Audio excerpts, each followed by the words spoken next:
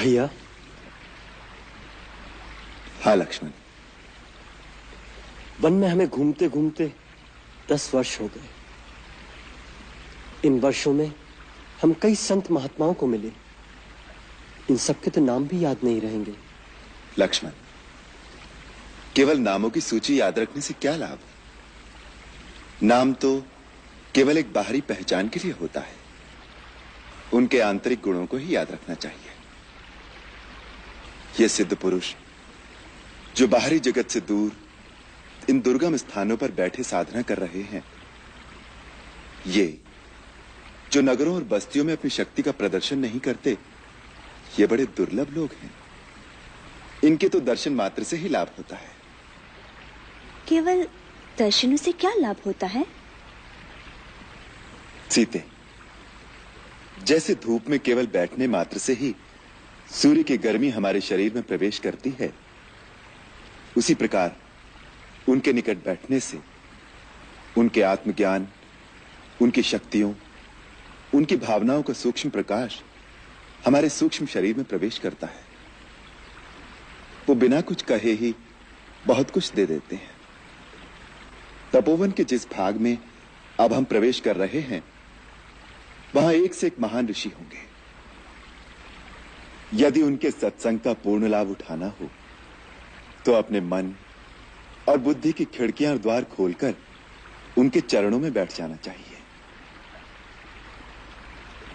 यदि उनके पास जाकर विनम्रता से एक भिक्षुक की भांति मन की झोली फैलाकर चुपचाप बैठ जाओगे, तो अपनी साधना के द्वारा प्राप्त किए हुए ज्ञान के अनमोल रत्न वो तुम्हारी झोली में अनायास ही डालते रहेंगे। लक्ष्मण, जीवन में ऐसे अवसर बड़े भाग्य से मिलते हैं, अन्यथा इन महान विभूतियों के दर्शन बड़े दुर्लभ हैं। सबसे बड़ी शक्ति मन की है, परंतु मन एक चंचल घोड़े की भांति कभी स्थिर नहीं रहता।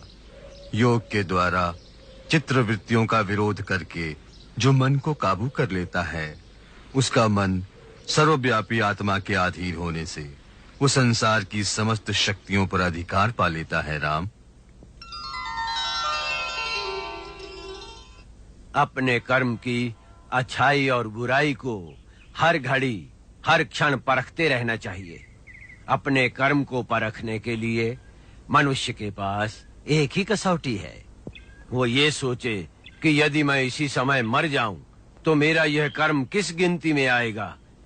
इसलिए यदि कोई भूल हो जाए तो उसे तत्काल सुधार लेना चाहिए।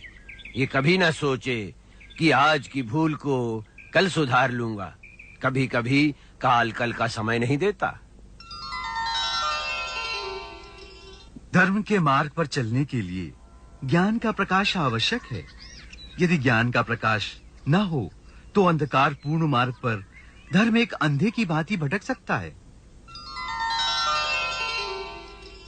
जहां जीवन है वहीं मृत्यु है, जहां मंगल है वहीं अमंगल भी साथ खड़ा है। केवल सुख पकड़ने जाओगे तो उसी की छाया में दुख को भी खड़ा पाओगे। अतः जो सुख और दुख दोनों से विरक्त होकर आत्मा में लीन होता है, वही शाश्वत आनंद को पाता है। उसी को मुक्ति कहते हैं।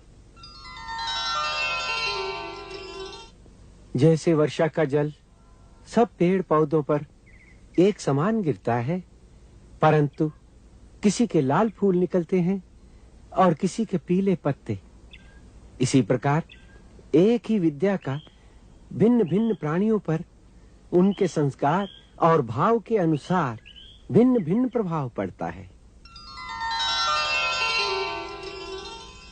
पत्थर पर लिखे अक्षर कभी नहीं मिटते, परंतु पानी पर लिखा क्षण भर भी नहीं रहता। मन में क्रोध और शत्रुता को उतनी देर रखना चाहिए जितनी देर पानी पर लिखा रह सकता है। श्री राम, धन के अतिरिक्त भी तुम कुछ दे सकते हो। एक मीठा शब्द, एक प्यार भरी मुस्कान, उसका मोल तो धन से भी अधिक है। हर एक प्राणी भगवान का अवतार है। परंतु वह अपनी ही माया के जाल में फंसकर अपने आप को नहीं पहचानता। इस माया जाल से प्राणी कैसे मुक्त हो सकता है मुनिराज? स्वयं को पहचानकर, अपने भगवत स्वरूप को जानकर स्वयं ही अपने आप को फंसाता है और स्वयं ही मुक्ति का साधन पूछता फिरता है।